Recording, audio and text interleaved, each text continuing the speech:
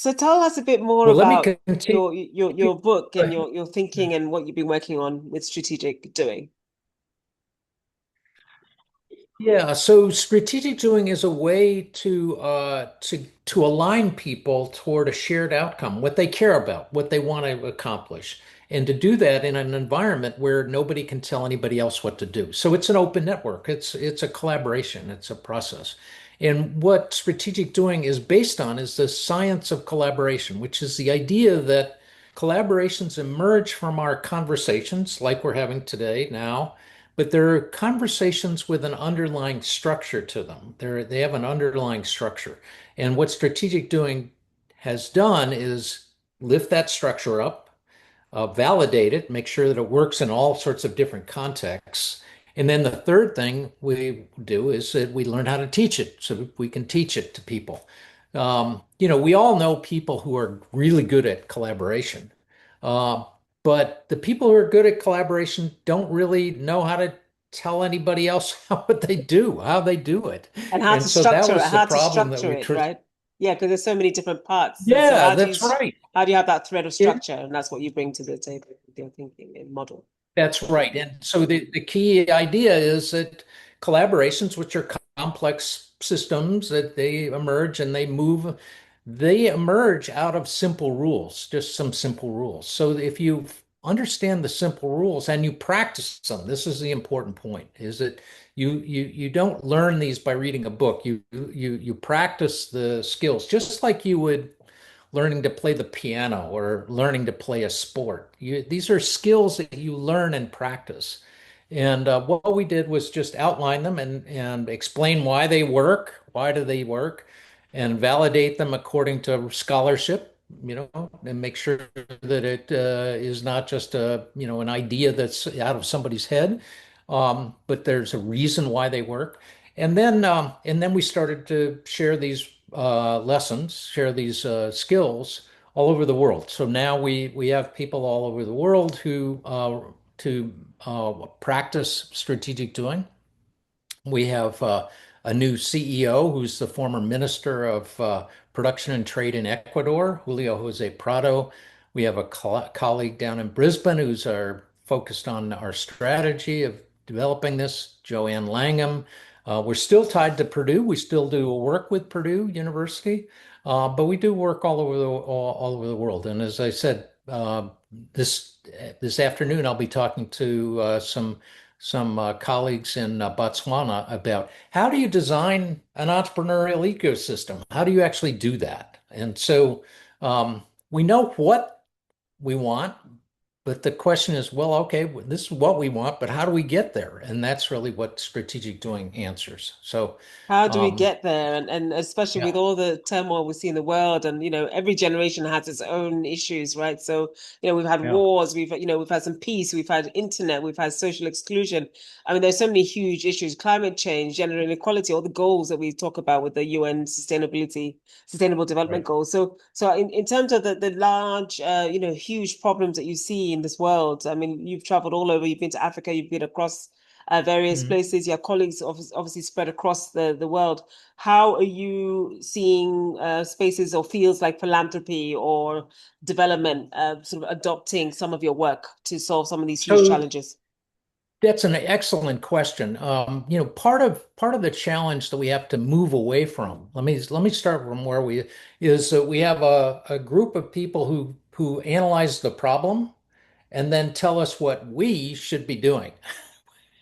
And Right. unfortunately, that doesn't really work very well. It doesn't work at all, actually, because it's an old model. It's a hierarchical It's model top where down. people top Mm. down, people at the top do the thinking, people at the bottom are supposed to be doing the doing. And they're removed Well, from the place as well. They're removed from the context as well. well, that's right. That's a vital Mm. point.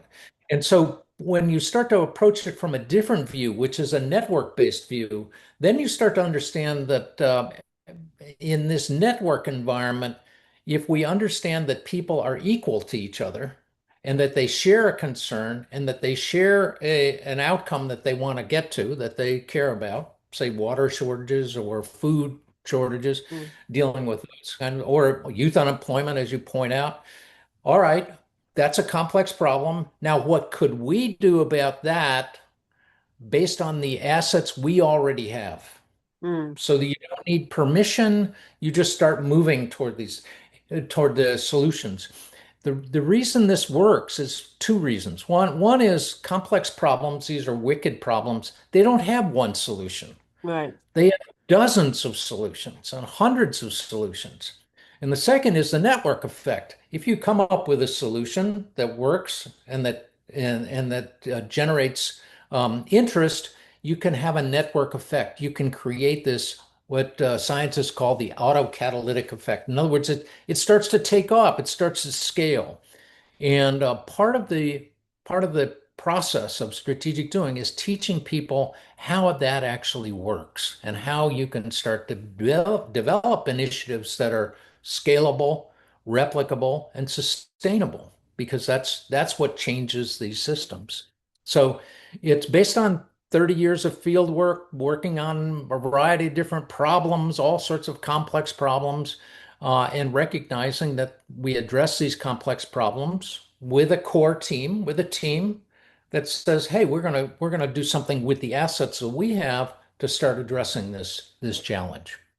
And tell us a bit more about, I mean, you talked about your team that's sort of spread across the world and your expertise and your partnership with Purdue University. Tell us a bit more about how, maybe movements or communities or, collectives or networks can get involved in your work. Yes. Hmm. So part of what we're doing now, for example, I'll use a case of entrepreneurs in Botswana. The entrepreneurs in Botswana have had gone through a lot of different processes where people, again, from outside do an analysis, they write a report, they listen to the entrepreneurs, They send and experts in. Yes. yeah, they become and they come back with a report that essentially tells the entrepreneurs what they already know. Diagnosis the challenge. We're very fragmented. Okay, got it. Now what do we do? Mm, So the way in which this works and the way in which we've engaged is that we say, look, if you've got a core team that has a challenge. So for example, a core team of about 5 to 7 entrepreneurs in Botswana want to start developing an ecosystem using strategic doing. So we're going to train them 4 weeks of training, and then we're going to guide them as they start to develop their own ecosystem.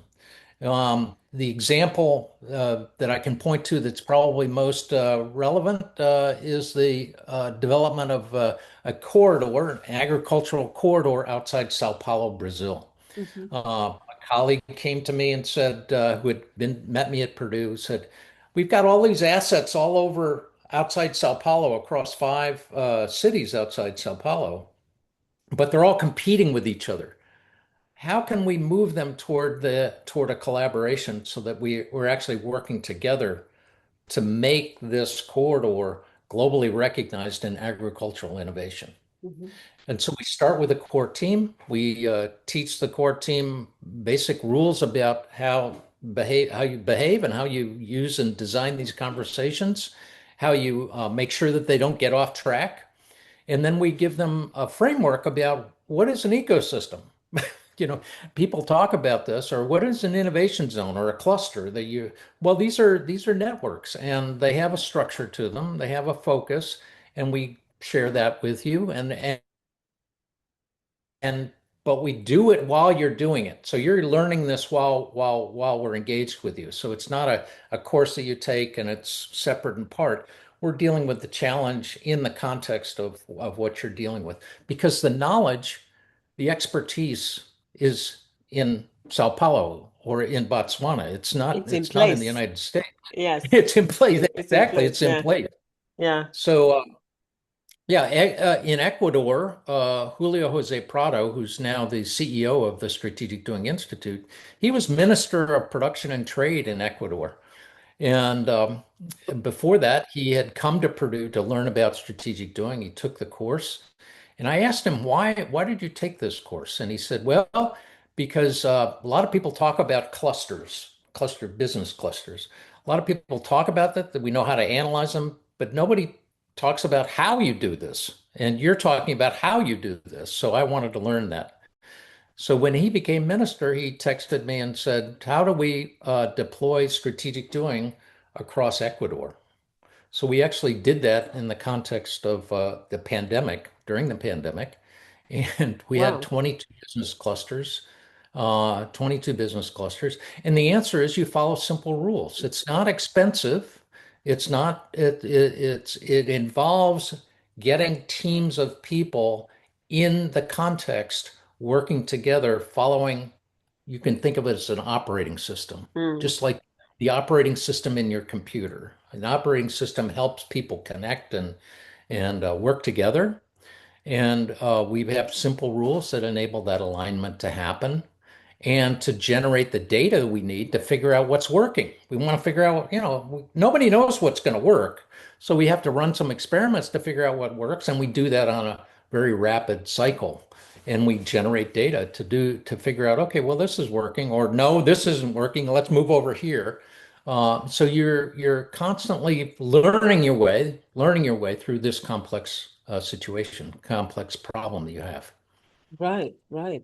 And tell me a little bit more about your, again, you've traveled everywhere. I mean, tell us a bit more about what you have been doing. You've mentioned Botswana. I think you're doing some work in Nigeria as well. Tell us a bit more about Mhm. your experience in Africa and like your thoughts around how we can, again, scale some of these huge problems that we're seeing on the socio-economic Yeah, front. so good question. As I indicated to you when we first met, my interest in Africa goes all the way back 50 years to when I was a student at Yale. I was an African studies major at Yale, and I was the only one there in my class to do this. But it was a wonderful experience. And why was that? Well, it's because I was very intrigued by the role community plays in sub-Saharan African cultures, understanding that at a deeper level.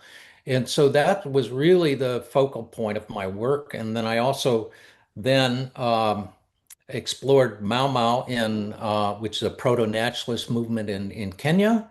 And if you looked at that proto-nationalist movement differently than the Western view, you realize that the British were really more responsible for the violence than the Kikuyu were.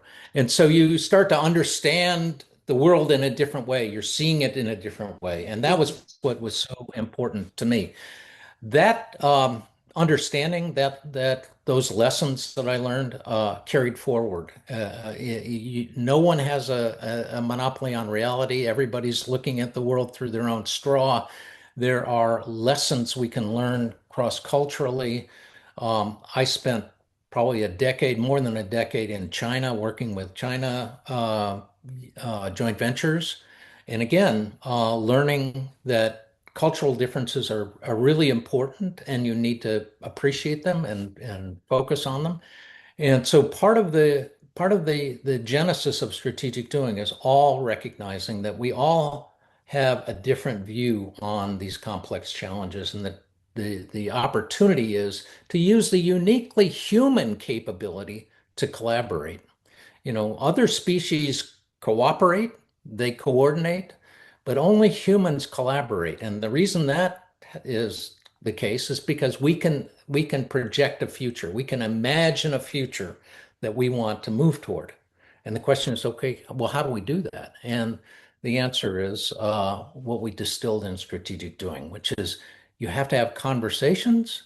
You have to have conversations that end up doing something. You can't just talk. You don't Right. talk your way to the future. You have to do some Yeah. things, and you have to do it rigorously. You have to figure out, okay, what are we learning? What works? What doesn't work? We don't have limitless resources. We have to focus. So where are the high leverage opportunities that we have? Where are the things that are, if I put in a little bit of effort, it's going to generate much more of an Outsized outcome. returns to, yeah, on the outcome. Yeah, Yeah. outsized returns. Yeah, Hmm. yeah. Hmm. And the answer is we don't know, but you have to work with a team in the context of the problem. And the good advantage of going to Purdue University was that Purdue was saying, okay, well, this, if it works, it could really help us deal with a lot of different problems. And we're not going to own this. We're gonna open this up. We're going to create an open standard. And so that's why anybody can learn strategic doing. but you have to learn it by practicing it. You don't learn it by reading it. You, Well, you definitely learn by practice. looking forward to getting used to the practice of strategic doing. I Mhm. think a lot of us practice communication and collaboration, but the structure and the discipline that you described is, I think, sometimes lacking, and the sharing of the learnings and refining the doing as you go along are really critical points. Yeah, you can think of it again. I think of it a lot as an operating system because Mm, it's kind of an operating system, and as you learn the operating system, it sort of disappears. It mm. disappears. You I mean, don't you're feel not, it you becomes, know, yeah, it's it's just part of how you just do things, and right. that's when you're starting to reach that sort of autocatalytic. That's when you start to reach a takeoff because now you've changed the culture of how we work together. And changing the culture of how we work together, I define that pretty precisely, which is culture is patterns of behaving, thinking, and doing work together. Behaving, thinking, and doing work together. And so, what we've learned with strategic doing is we behave our way into new ways of thinking. We behave our way. We give people experiences where they sit back and go, "Oh, I never thought we could do that," or we don't. And so you actually experience, you create experiences where people behave their way into thinking differently and doing work differently. Well, And we're that's hoping to really, do that. We're hoping to do that and offer experiences to give people the space and time to figure out where their values really are, especially when we Mhm. talk about wealth and philanthropy and impact and really trying to figure out how we work better together. So many different movements and nonprofits and social enterprises and civil society, like so many disparate parts trying to solve similar problems. And I That's think that's where this sort of model comes in so top of mind because that's kind of the glue that's kind of missing. Just too many silos and too much going on in disparate ways. well, that's right. And part of think of this as a platform. Think of strategic doing as a platform because that's how the collaborations form. It's on the platform where you have disciplined conversations. Mhm. In other words, you're not just talking about anything. You're working to experiments, figuring out, okay, well, maybe this will work, and you're using an operating system so people can communicate across organizational political boundaries so that the fellow who's doing Kevin Hinu, who's doing strategic doing in Ireland, can talk to Vitor Mondo, who's doing strategic doing in Brazil, and they can quickly understand, okay, well, here's what we've learned. Here's how we're trying to approach these complex problems. And so you've taken away a lot of the underbrush, the things that get in the way. Yes. Uh, and then you also enforce some simple rules of civility, of what you expect, how you have to behave to work on this platform. So, the simple rules that we imposed from the beginning was we're going to behave in ways that build trust and mutual respect. So that's one our cardinal rule. And then if somebody starts to stray off that one rule, then we say, hey, well, let's come back. Let's recap on the rules, shall we? Yes. Exactly, Yes. exactly. And so you're potentiating or leveraging the human capability to collaborate. I That's love it. that's I love it. that's I a love it really so much. As someone who I pride myself on being an ecosystem builder. I definitely feel like Mhm. this is something I need to really adopt in my toolbox. So thank you so much, Doctor. Yeah. Thanks so Well, much, Ed Morrison. part of what I think is important is just learning that your generation, I'm 75 years old now. Your generation is the one that really needs to step up and address these complex challenges Mm, because we're left with these challenges based on following some yes. misguided economic thinking. And so part of your opportunity is to build teams and experiment and learn by doing. Hmm. And what we're trying to do at the Institute is build a global frame so that people can start to understand that Vitor Mondo working in agricultural innovation in Sao Paulo can talk to Kevin Hinu, who works in agricultural innovation in Ireland. They're going to learn how to work together and come up with really cool solutions to these complex problems. Ed Morrison, thank you so much for joining us. Really appreciate your time and looking Thank forward to collaborating with you and the Institute. Perfect. Thank you very much for the opportunity.